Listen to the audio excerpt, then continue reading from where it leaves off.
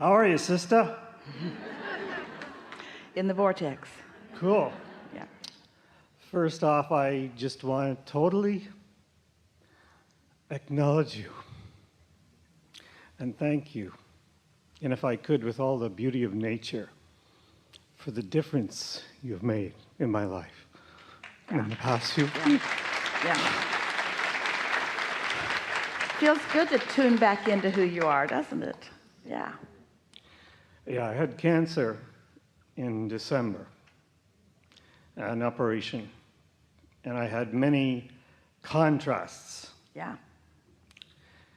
And your teachings helped me to so focus on what...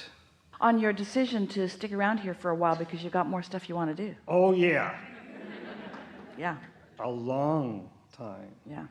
Yeah. So I decided to focus on what I wanted. And by doing so, I made a discovery. I focused on that I wanted healthy cells. And the discovery I made was discovering what a healthy cell was. And I patented it. And I'm currently in the process of getting it tested. And in all likelihood, from everything I've seen, once it's verified, and it will be. Yeah, it will be.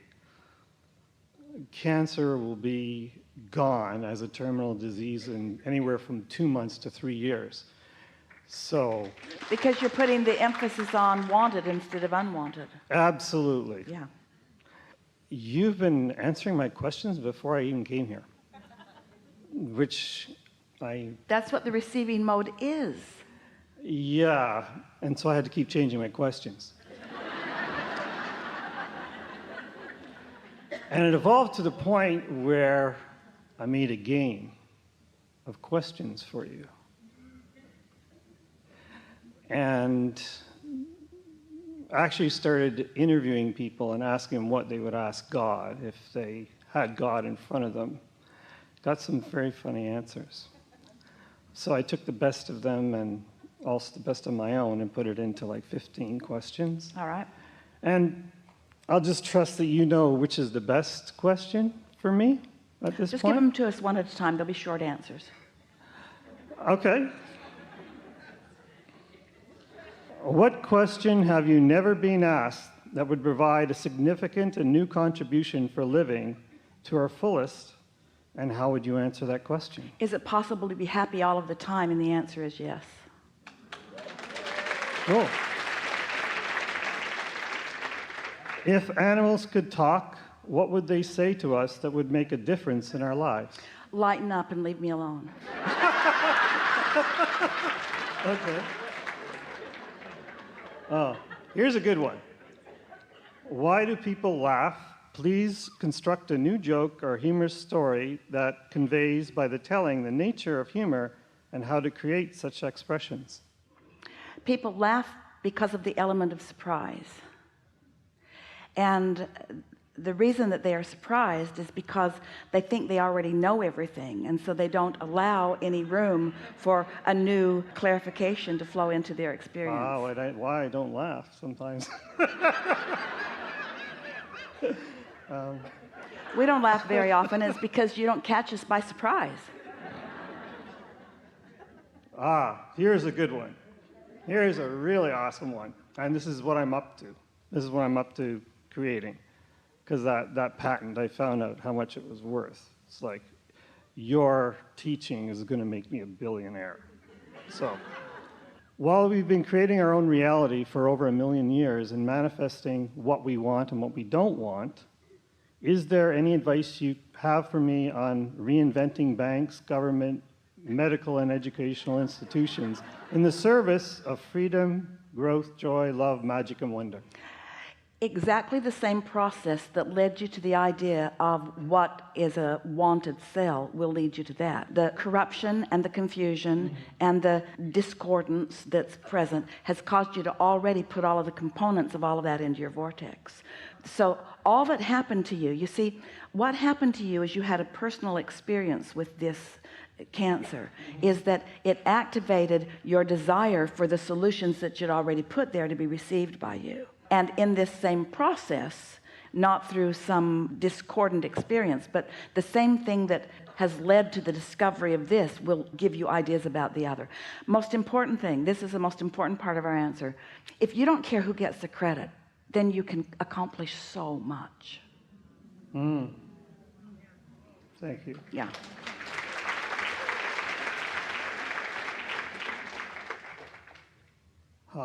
This is actually three. Are you enjoying this? So there's three of them. They're like requests. Can you help me to heal like Jesus? What he had going on was he understood the receptive mode. He might not have been calling it that, but through the process of meditation, that's what he did. So he accomplished the perspective of his own inner being, so that when you stood before him dripping your illness, he saw it not. So it's just the practice, the sustained practice of the receptive mode until there was no room for doubt in his vibration. That's all. So it's creating the atmosphere around you that allows you to know what you know, and by doing so, no longer keeping active the thoughts of doubt. So his non-doubt was greater than their doubt. Is that correct? His knowing of well-being was so dominant that their disease could not abide in his vibration. And that's why he said, go forth and tell no one. Because he knew if he went and talked to them, they'd talk him Back into because we're not alone. We create our own reality, and it's around, and it will come back. So what we're really talking about here all day, and especially with this particular question, is just acknowledging how satisfying your connection is. And was he under the influence of source, or was he under the influence of the belief of the person who had the disease? He was under the influence of source, and anyone who's under the influence of source can do that, can do what he did. Was he under the influence of source when they nailed him up? There you have it. This is similar. Can you teach me to read the Akashic records like Edgar Cayce? If we don't want you to go back 20 years. Okay. So if you believe that the Akashic records are what's in the vortex, that's what we've been talking about all day long. So just don't try to read them all at once. Just get into the receiving mode and let what you're ready for flow to you at the perfect timing. Yeah. That's what I'm learning today. It's that's what I'm learning today. Yeah. I was wondering, if you would. I published a book on a unified field theory in physics, and I self-published it because I have contrasts going on, I guess, and I was wondering if you would review it, look at it, and if you see it's worthy. Of course it's worthy. Send it to a publisher. Yeah. Hey, House. Okay. Okay. They're eating that up. It's the time for your book. Okay. Yeah. So this is from children. Yeah. Okay. How do you perform miracles? When will God perform his next miracle, and what will it be? So give it to us one at a time. Okay. How do you perform miracles? What a miracle is the laws of the universe responding in their normal way. You call them a miracle because you don't believe. When you believe, they'll happen instantaneously, but you won't call it a miracle. You'll call it normal life experience. Okay. When will God perform his next? Got that already. Okay. And what will it be? Whatever you want it to be. Okay. People are weird because you want to call something a miracle just because most people don't believe it. But they happen all the time, right? But the very fact that you're calling it a miracle is what's in your way, because you make it rare, you make it unlikely, you make it doubtful. Do you know how much is going on? Every now and again something really extraordinary will fall into place, and Esther will say, oh, that was so great. And we say, it's child's play. You're supposed to get everything you want, and your consciousness here pointing things in the direction, it's what it's all about. And it's not miraculous, it's co-creating with source energy just the way you intended when you came forth. Not one of you said, I'll go forth, I'll get myself so pinched off that I'll lead a mediocre life, and then when I let a little bit of it in accidentally, we'll all call it a miracle. That's why I think you're so brilliant. Yeah. Yeah. This is from my son, who claims he's smarter than me. And he is. Well, of course he is. He's later than you. He came in on the basis of all that you are and added to it. Everything that's new is more than everything that came before. You can renew yourself with your own inner being, but we're just saying, as things usually go. So Yeah. I want to see what your answer to this question is.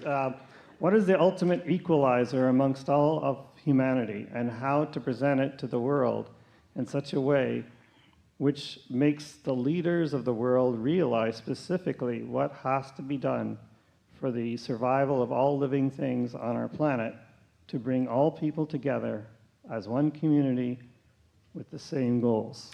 Well, that's 20 questions. But the answer is the equalizer is love, which equals alignment. And how do you bring it about? You just be it and live it through the clarity of your example. And you know you've really got it when they're behaving differently and it doesn't bother you. So yeah. There's more there. If you want to read it again, we can fill in more details. But that's essentially what it's all about. Okay. Read the last 2 lines of it.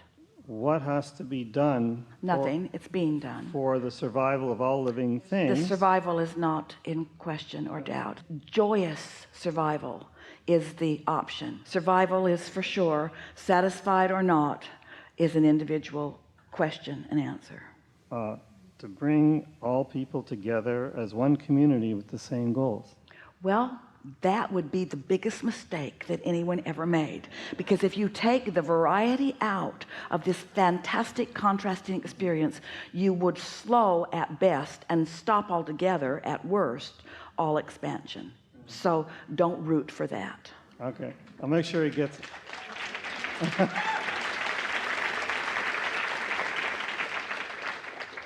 Okay, with contrast and feeling, our guidance system, there are many health issues in the world. It could be said that there's a major cause of interest in that area, and every single person is born with a natural gift. Is it possible that each person's gift is particularly useful in resolving individual health issues? Well, you could say that there is a universal vortex, and so everything that everybody is living is going into that universal vortex. But individuals are creating their own reality, and any time that you start trying to make everything a big collective issue, that's when you get all balled up, because then you feel like you need to get the cooperation of the others and what they're about involved, and that will never happen. So if you can just separate yourself from what you think everybody else is living and what everybody else is wanting, and just focus upon the things that your own life produces for you, and then teach through the clarity of example how easy it is and how comfortable it is to get what you want, then through your example others may follow. I'm not sure if that quite answers my question, because I'm aware of a process that finds a person's natural gift that they were born with. So But that implies that you made all of the decisions about this experience before you got here, and that's just not true. Your natural gift, if you want us to identify something singular like that, your natural gift is alignment. Oh, so that would be a no, then, that if they have this gift, that they might create... Everyone's born with it and utilize it in varying degrees. And so they could get whatever health issue, but it doesn't necessarily relate to a contrast that they intended. You're making it so much more complicated than it needs to be. I do that. Okay, this question, would you consider letting me interview you? You just did. Okay.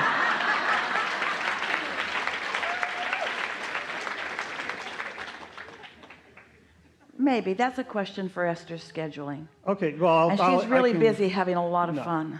Okay, well, I can send you information. If you promise fun, oh, absolutely, then she might consider it.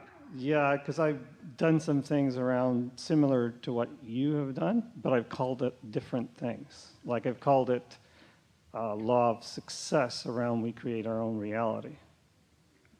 That we're powerful and we create. Good title. Yeah. Law of success, and law of success meaning law of being happy, law of joy.